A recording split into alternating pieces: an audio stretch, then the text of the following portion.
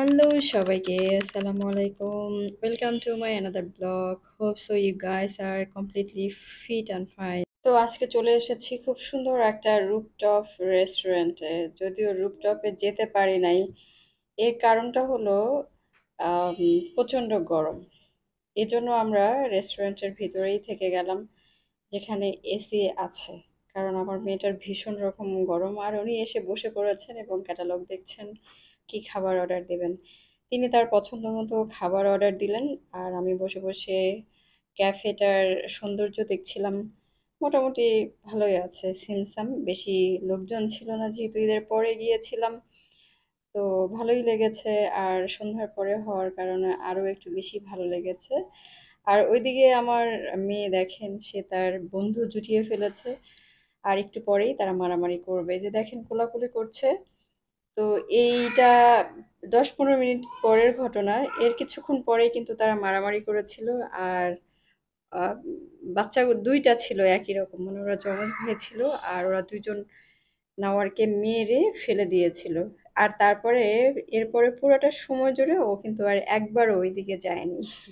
এই যে দেখেন চুপ হয়ে গিয়েছে, আমি আর মারামারিটা দেখাইনি, পড়ে যাওয়াটাও দেখাইনি, কান্না করেছিল একটুখানি, ওটাও দেখাইনি। তো এরপরে বাকিটা সময় সে আমার পিছনের দিকেই লুকিয়ে ছিল, আর ওই দুজনের কাছে যায়নি। মেনলি ওরা নাওয়ার থেকে ছোট হলেও খুব অ্যাক্টিভ ছিল।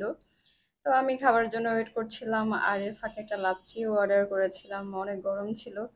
আর এর মধ্যে দেখেন সে তার বাবার সাথে লাফালাফি করতেছে, আর আমি এটা এনজয় করছিলাম।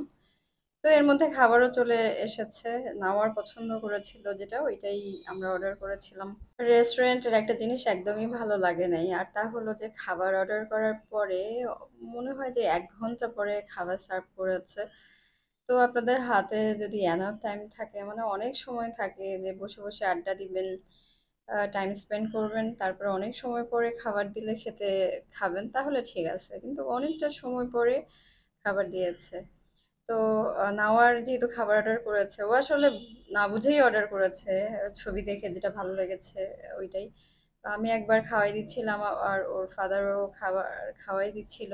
খেতে খেতেও ভীষণ রকম দুষ্টুমি করছিল। আর খাবারের কোয়ালিটির কথা যদি বলেন, তাহলে এটা অ্যাভারেজ ছিল, খুব বেশি ভালো না, আবার একেবারে ডিজাস্টার টাইপের খাবারও ছিল না। তো সালাদের ভিতরে এই যে আমের আচারের তেল আর একটা আটি দিয়েছিল আমাকে, এটা আমার কাছে ভীষণ অন্যরকম লেগেছিল, মানে ভালো লেগেছিল বাট অ্যাভারেজ ছিল। তো এই ছিল আজকের ভিডিও, আশা করি ভিডিও খুব ভালো লেগেছে। যারা আমার ফেসবুক থেকে ভিডিও দেখেন তারা অবশ্যই লাইক কমেন্ট শেয়ার আর ফলো দিয়ে পাশে থাকবেন, আর যারা ইউটিউব থেকে দেখেন তারা অবশ্যই সাবস্ক্রাইব করবেন। ধন্যবাদ সবাইকে, ভালো থাকবেন।